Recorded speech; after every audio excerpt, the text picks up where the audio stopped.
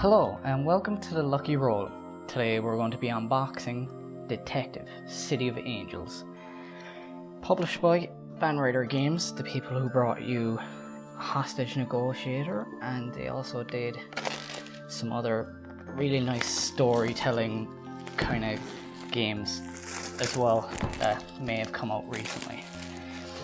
This is art done by Vincent Dutrait, which is an artist I like. He does thematic stuff really well, if you can see by the box. And the game is made by, or designed by, Evan Derrick. So make sure we get everybody in there. So we see the really nice box art, and it's a long box, but we shouldn't be here for a very long time because I don't want to spoil anything for you. So first, we see some characters, suspects, a suspect sheet. Basically, let's see this particularly interesting fellow or person here. So, like, you can instantly see, art is extremely thematic to the era of old, like, 50s, 60s hard-boiled detective crime solving, and they said they were also inspired by the video game LA Noire, so like you can kind of see that as well. So we've more tokens, we've some money, some solving things, a snitch, funnily enough, some other stuff, which is all looks pretty nice. Now, just basic thing there. We have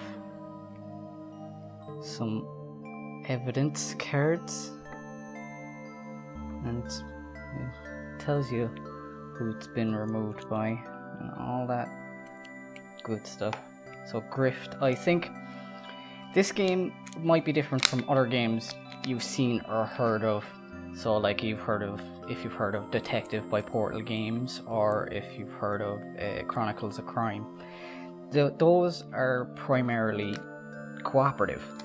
This game does have a solo and a cooperative part to it, but it also has a competitive aspect to it, in that, okay, I won't show you too much of that because we don't want to spoil anything. So favors off of people, some blank evidence cards, and some grifts.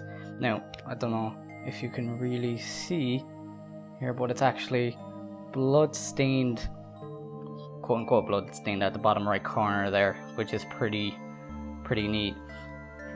But as I was saying, this does have a competitive aspect, as one person can play as almost like the DM for the game. They're answering how you are interrogating them, and you can try to figure out if they're lying to you or not. So in here, in all these nice, very nice tuck boxes with fantastic art, is the cases. Now, I'm not going to open them because that will be extreme spoilers, but you knowing the names of them are fine. The Final Strikeout, El Fantasma. Well, that kind of reminds me of like a horror movie. I don't know. Murder on All Hallows Eve. The Last Embrace. Yeah, very much in keeping with its theme. Bloody Christmas. That sounds fun. Heist to Nowhere. That's, if it's a heist, that's pretty interesting to know. Murder at Sunset, and the first one, Blood on the Pier. So like each little box has its own little art. Tells you on the side how difficult it is going from gumshoe, so basically your average detective, to hard boiled, you know, gritty noir. Now I will get to that last, I think, because it's quite big and I would want to show it off appropriately. But right here we have some case files for keeping all your notes. They're double-sided. There is quite a few of them there, so you shouldn't run out, even though like this probably has limited play. A detective case book. Oh, there is multiple, so one for each detective on the case. Very, very cool. Band-aids and aspirin. On the back, some helpful stuff. And we don't want to... all the art again, and it's going through how you would want to solve the case and special rules for it, but we won't look at it too much. Again, don't really want to spoil you of anything. The chisel. Now, I said that someone can basically be the DM. This is for them. Solution casebook. They recommend that maybe you either play it solo or cooperative first, and then play that particular case as the chisel, the bad guy, or all the bad guys in this particular instance. The tutorial book. So, like they've very nicely made it so you don't have to read the rules verbatim and learn them off in your head. You can go by this. It's a step-by-step guide for helping you set up and get going. A rule book. You know he's trouble from the moment he walks in. The map, the designer, all this. Yeah, this is all the details of the game. You can kind of see the map, which I will show you in a minute because I really want to show that off. And then the biggest book, the Sleuth. This is cooperative or solo. So again, helps you try and solve it without actually looking at the answer or until you want to give up. Some nice wooden tokens for marking things on the board, I would assume. Where you are, maybe? Perhaps? They're really, really, really small little badges. But it's nice that they're wooden. Your average wooden cubes. Some fedoras. Some nice for detecting crimes. Let's have a wee look. Fedoras are pretty light plastic, but for what they're used for, that's perfectly fine. What are you, my friend? Oh, a couple of things here. So, asking questions and some solutions to all the cases. We won't go over that a lot. Let's see. For when you play the chisel, how to do various things. Your chisel board, each individual detective, they're color coded.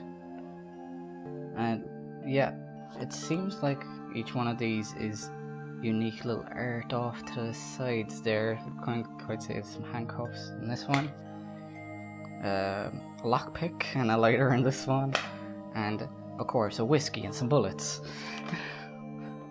What else would it be? Some standees and minis. Standees because all the suspects are cardboard cutouts. So let's get some of these lovely looking people. Nice and diverse, actually. Two gents and two ladies.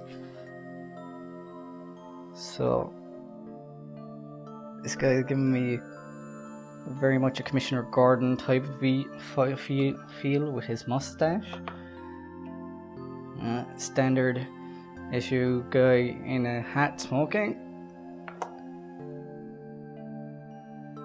This nice lady showing you her badge, and she seems more lawyery type.